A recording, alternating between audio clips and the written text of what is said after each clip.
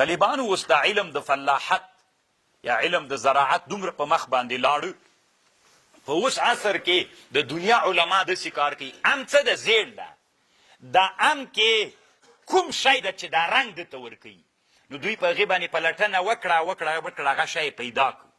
هغه چې پیدا کړو هغه دوی اوس راوړي هغه کې ږدي څه ورته وایي مڼه کې سره مڼه کې که نه یا کومه بله مڼه ده بل میوه ده چې هغه زیړه نه لري مثلا هندوانه کې آفرین دا اوس طالبانو د هندوانې په بوټي کې دا شی کدي دا چې را پیدا کړي هندوانې به راتلونکي کې زیړي او غواړي چې ام سور سي نو دا سور رنګ چې کوم شی ورکوي دومره پرمختګ علمي وکړه هغه پکې را پیدا کوي هغه بیا په هغه کې ږدي دا اوس که تاسې کله کله لیدلي مڼې سرې زیړې رقم ته دنیا آینده داسې را روان څه فکر کوي حتی طالبانو ورونو په دنیا کې اوس د علمي نباتي بیولوژي علما وایي چې په دنیا کې نباتات دومره اندازه را مقدار معلوم ده راتلونکو کې داسې کوي چې د دوی خپل منځ کې ازدواج وکړي منځ ته نور نباتات راوړي نه تنها په دو کې په نورو حیواناتو کې راوړي مثلا اوس خو داسې یو حیوان که نه خر و اس چې معامله سره وکړي کچره پیدا کېږي دلته دوی په نورو حیواناتو کې دا معامله را پیدا کوي نور مخلوقات دنیا کې را پیدا کوي او دا ناروا نه ده په هغې باندې علما بحثونه کوي یوه ښځه ده یو کتاب یې جوړ کړی کتاب الطعمه نومیږي 2 جلدونو کې ده ما سره د هغې ښځې کتاب شته ده کتابخانه کې نو هغه په همدغه باندې څېړنه کړې په دغه د دنیا په نوو اطعمو باندې چې د دنیا علما تحقیقات کوي بیخي عجیب نادر کتاب ده په دغه اطعمو چې دا حلال ده وایي دا راتلونکي به څه کوي راتلونکي کې چې کوم باغ را روان دغه به څنګه کوي روا دي که ناروا دي هغه باندې دا روا او ناروا خو ذاتي 2000 کې کتابونو کې هم ډېر شته دا څه کوئ وړاندې لاسه نو طالبانو ورونو دلته علامه شهاب الدین علوسي رحمه الله لیکلي دي وایي د هغه ونه چې ده د خرما ونه 100 کاله تقریبا عمر لري او د انګور ونه بیا دومره ډېر عمر نه لري او د زیتون ونه چې ده هغه تر 1000 کلونو پورې دوام کولی شي د زیتون ونه دا له هغه ونو نه ده چې 1000 کاله څوک کوي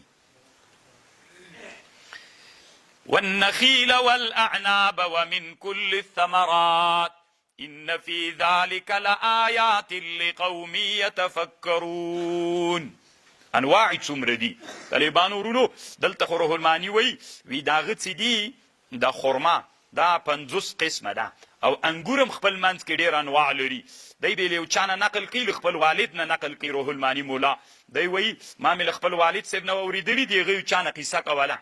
چې تنا په مصر کې 300 قسمه خرماوي دي والله اعلم دی وایي نور تکه دروغي په هغه باندې خو یعنې انواع شته پکې ته دغسې کله پوهېږې ته چې کله علم د زراعت ته راسې او په هغه باندې هغه باریکې مسلې وڅېړې پکې بیا به تا ته معلومات وسي چې الله ځکه الله وایي ان فی ذلک لآیات لقوم یتفکرون په دې نباتاتو په دې ونو کې لآیات لقوم یتفکرون تفکر چې وکړې ستړې تېره کړې دغسې به ته څه پې باندې پوه سې اوس ګوره طالبانو ورونو ان فی ذلک لآیات لقوم یتفکرون اوس دی وي ته مرجان راواخله الله قرآن کې تا ته داسې ویلي دي وتستخرجون منه حلیة تلبسونها د دریاب له بیخ نه مرجان راوباسه دې نه حلیه جوړه کړه دی وایي چې د مملکتو نومونه یې ښودلي فرانسه ایټالیا هغوی په بحر کې داسې ماشینونه جوړ کړي چې په بحر کې کار کوي له هغې نه مرجان راباسي او خپل عاید پې قوي کوي څومره ډېر او مسلمانان څه دي مسلمانان یې راباسي که بیا وایي موږ به یې واخلو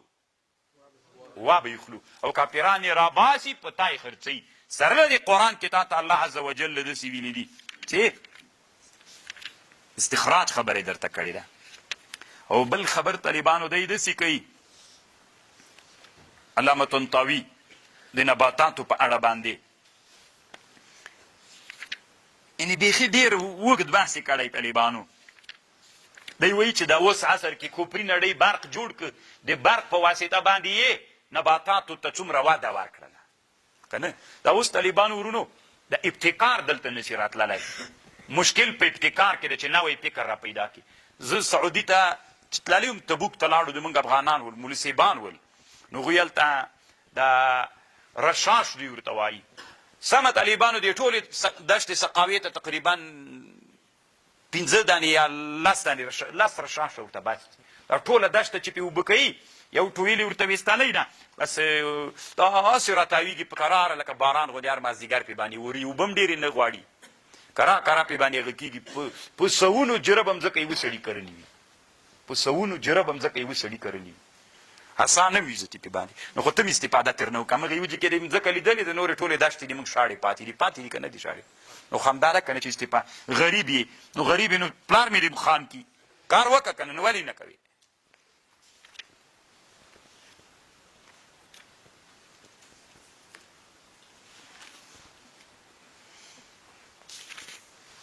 وسخر لكم الليل الله مسخر کړي تاسې دپاره شپه ورځ والشمس والقمر والنجوم مسخرات دا ټول مسخرات دي په امر د الله ان في ذلك لآيات لقوم يعقلون ګوره طالبانو ورونو موږ شپې ورځې ته ضرورت لرو پې نه لرو که همداسې شپه وای که همداسې شپه وای پوښتنه کوو طالب که همداسې شپه وای شپږ میاشتې شپه وای او شپږ میاشتې بیا نو که شپږ میاشتې طالبانو دلته شپه وای موږ به خوړل شي بیا به یوه ګوره انسانان چې خوراک یې ټول د مځکې نه راشنه کېدونکي شیان دي بیا موږ څه خوړل ته فکر وکړه طالبانو ان فی ذلک لآیات لقوم یتفکرون کوم ځای کې چې انسانان اوسېږي هلته شپه ورځ شته کوم ځای کې چې انسانان نه اوسېږي هلته بیا شپه ورځ نشته همدغه کره کې همدغه کره کې طالبانو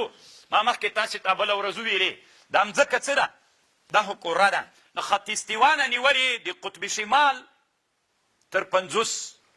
عرض البلده پورې عین تر قطب پورې 90 درجې ده صفر نه نیولې تر قطب پورې 90 لا بل صفر نه نیولې تر قطب جنوب پورې 90 صحیح شو دا تقسیم دا پخوانی اقلیم و اقلیمه چې جوړ دي دا و اقلیمه طالبانو تر 50 عرض البلده پورې جوړ دي تر 50 عرض البلده پورې اوس ته ما خبره د سره واوره دا هغه چې الله جوړ کړی دا دنیا کې چې کوم ځای کې انسانان اوسېږي هلته شپه ورځ ده کوم ځای کې چې انسانان نه بلد باندې 90 عرض البلد باندې په کال کې یوه شپه و یوه ورځ ده یو کال چې تیر سي شپږ میاشتې یوه شپه ده شپږ میاشتې یوه ورځ د هلته طالبانو ضرورت نشته روح الماني وایي تاسې اوس په دې الله وایي سخر لکم اللیل والنهار په دې کې ایتونه دي کوم ځای کې چې انسانان دي هلته شپه ورځ ده کوم ځای کې چې انسانان نه دي هلته شپه ورځ طالبانو نشته ځکه انسانان نشته هلته انسانان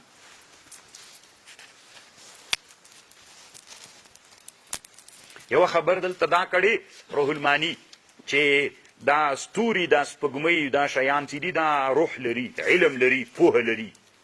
دا یوه خبر کړې او بله خبرې دا کړې ده چې دا شپه ورځ هم شعور لري که نه لري